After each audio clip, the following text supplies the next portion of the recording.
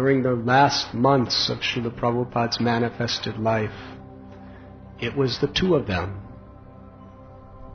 Srila Bhakti Charu Swami Maharaj and Srila Goswami Maharaj, who were always with Srila Prabhupada.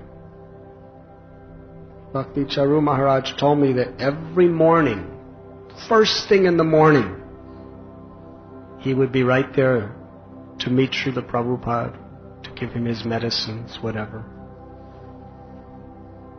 He told us that every morning, the first thing Prabhupada would say to Bhakti Charu Maharaj, "Where is Tamal?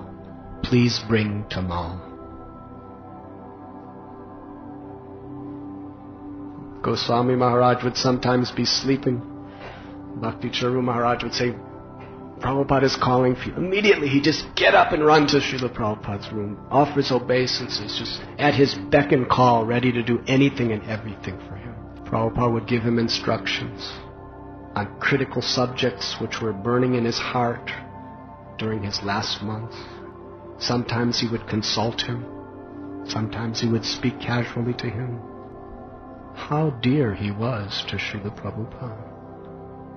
Another time when we were in India, Prabhupada was actually quite upset because some of his, or one godbrother or some godbrothers were critical of our sannyasis because they didn't speak Sanskrit or they couldn't read Sanskrit. Prabhupada said, where does it say anywhere that one must be able to read Sanskrit to go back to Godhead? Where does it say that? He was quite adamant about this.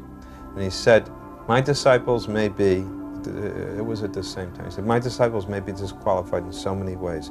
He said, but one qualification they have, he was speaking to some Indian people in Vrindavan who were gathered in his room. He said, but one qualification they have, he said, whatever I tell them to do, they will do it.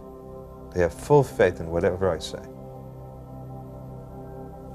So, I mean, I appreciated the point because compared with the gentlemen who were sitting there, and there were many gentlemen and saintly persons, we certainly were not qualified in so many ways in terms of etiquette.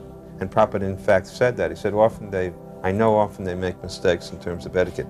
He said, but whatever I tell them to do, they will do. So our good fortune was that we were following the Lord's pure devotee.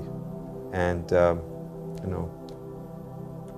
despite all disqualifications, that one qualification surpassed every good qualification anyone else might have.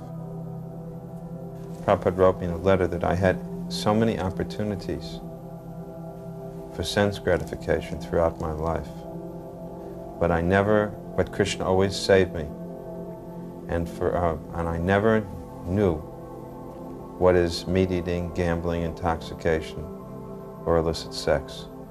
And he said, he wrote this in a letter, he said, there's never a moment when I was ever forgetful of Krishna. He actually wrote that in a letter to me. He said, there's never a moment when I was ever forgetful of Krishna.